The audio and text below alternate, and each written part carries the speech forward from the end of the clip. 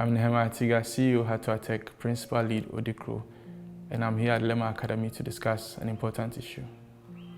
So how should companies be prepared to take advantage of WhatsApp's update?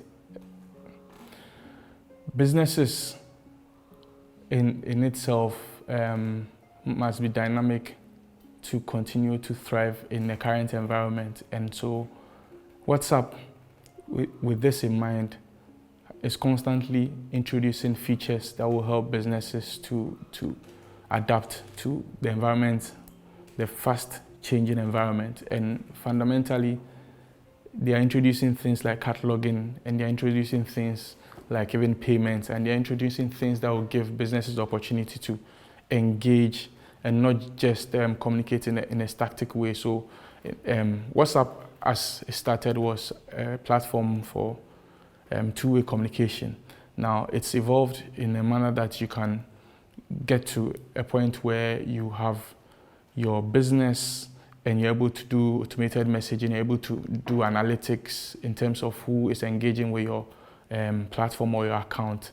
And all of these gives businesses the opportunity to do things regardless of whether they have a major web presence or not. And this is exciting for businesses. And so once you get to understand how this technology works, I think you'll be able to utilize it one way or the other.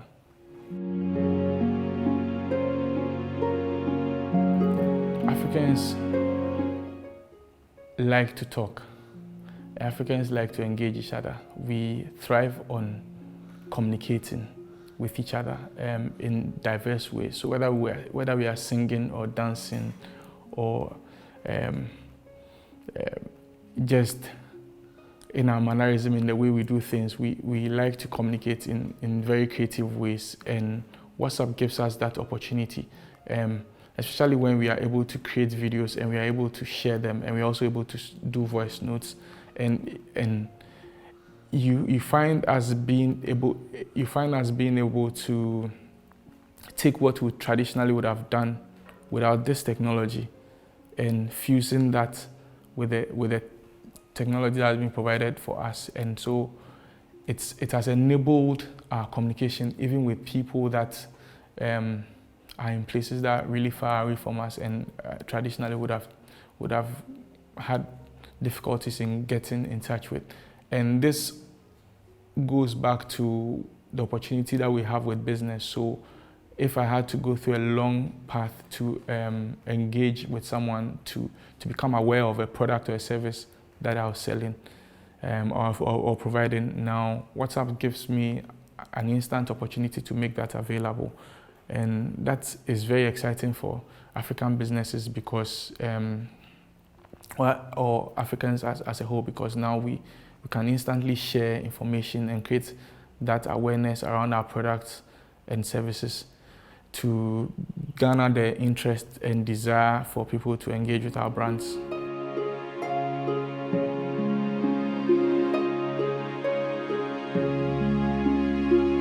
In as much as we have these powerful technologies available, there's also increasingly the danger to be irresponsible in the way we use these technologies. And the onus is on everybody who has access to this to stop, verify, and reflect before they share the things they share. And unfortunately, people do not do that. So when it comes to participatory democracy, you find people thinking once they have access to certain information, they just have to share, which can be dangerous because sometimes what you are sharing may instigate violence or may not even be correct, and you may cause more harm to people who are involved. At the same time, for us as a people, or as individuals, or as businesses, you sometimes find yourself in a place where people are using good old social engineering to take advantage of people, to defraud people.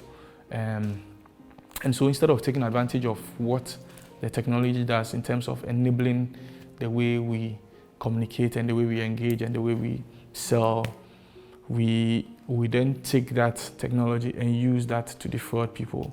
And again, this is a faster route to success if you succeed, as compared to in the past where if I told you something, it would take maybe years or months or days to get to the next person. Now I can instantly reach the other person. If for instance, I asked you to send me a certain amount in mobile money, I may just get that money quickly than if it was through a traditional path where by the time maybe I end up sending you that money, I may have validated what you said or what you're asking for. And so those are simple but critical dangers that people face on a daily basis.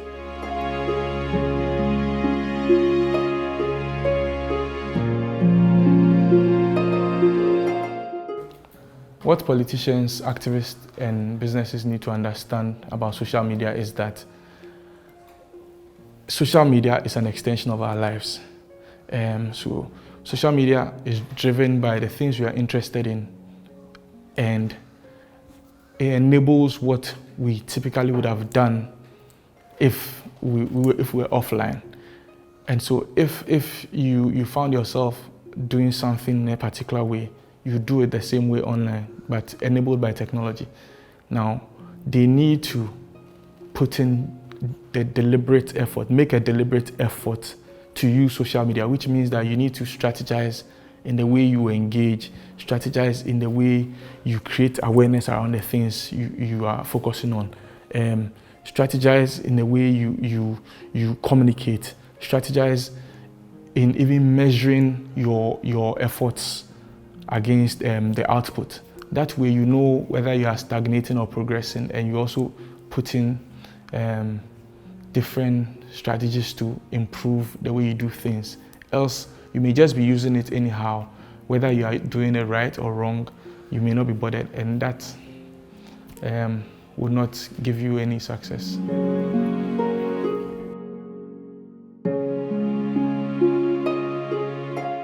The pros and cons of social media, I usually dwell on the pros, because the pros is all about the opportunity that we get to discover, we get to engage, we get to communicate, we get to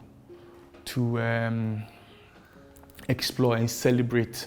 So depending on who you are and what you are doing, if you are discovering what others are doing. If you are engaging either customers, or engaging friends and family, or engaging even followers if you are an activist.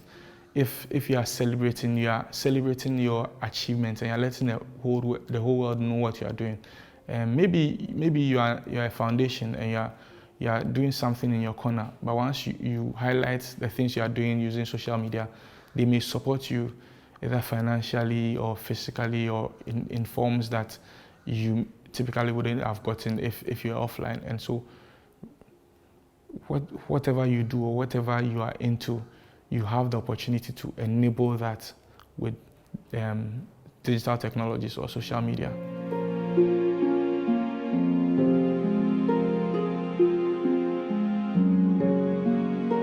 Social media, regardless of where you find yourself or regardless of what you do, gives you the opportunity to reach a global market, gives you the opportunity to reach anybody. And so I'll give you a clear example where I'm training someone in Kumasi who is selling palm oil, and then suddenly she creates her own flyer and puts it online, and somebody orders palm oil from Canada. So straight away she's become like a global. She's selling to a geographical area that is way away from where she's located, and that's a clear opportunity. In the past, maybe this person would have either gone to radio or TV, which she cannot afford. So she's just limited to her small market in Kumasi. Now she's reaching markets in Canada. Those are like some of the opportunities that social media gives you, and you can't take this away from anyone. And so anybody who is looking to create awareness around their brands, or build interest around their brands, or make people desirous of engaging with them, we just have to take advantage of this. Now there's the bit where social media also drives irresponsibility, or I don't think I should say it drives irresponsibility. People are not being responsible about things that they put out there, and so they just, once they have the information, they just want to spread without verifying the source, the credibility, whether the person, even analyzing the bias of the person who is sharing the thing. And by the time you realize you have destroyed somebody's reputation. This happens to politicians, this even happens to brands.